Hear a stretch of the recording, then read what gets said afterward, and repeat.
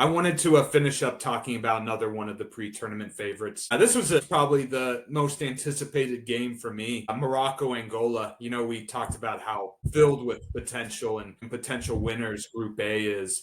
This was probably two pre-tournament potential favorites facing off, and it was a good game, as a hard-fought game, but Morocco just so opportunistic.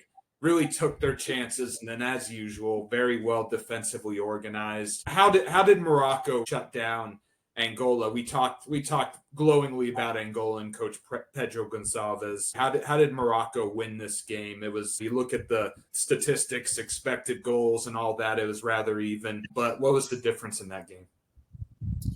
No, because I think for sure the Angolans played well. I think Pedro Gonçalves set up his team extremely well. Showing that they've been well coached for sure.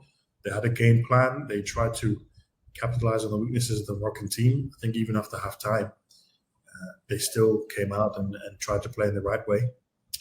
But for sure, the Moroccans were just a class above.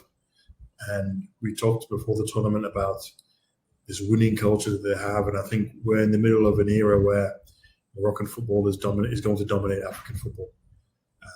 For sure, if you tell me that maybe this is not the strongest Chan team they could have picked, and the way they dismantled the Angolans, it's very, very impressive, and it speaks of the quality and the talent pool within Morocco. It speaks of their organization. It speaks of their preparation.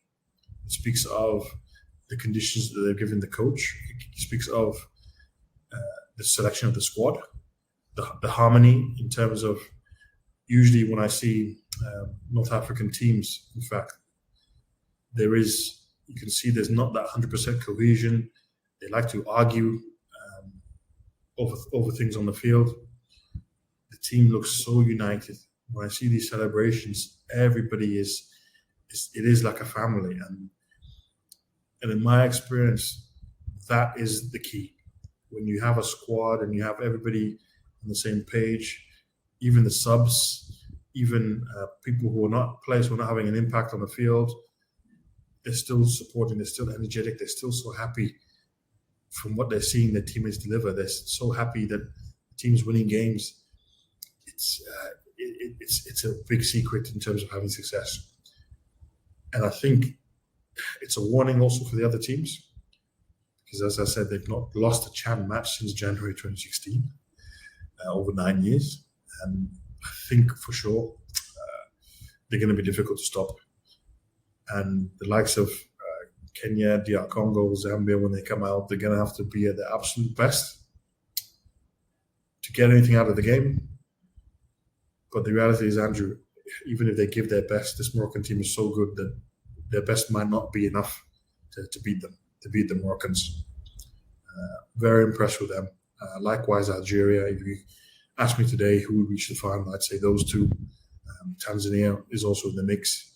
But I was really impressed with what I saw from the Moroccans.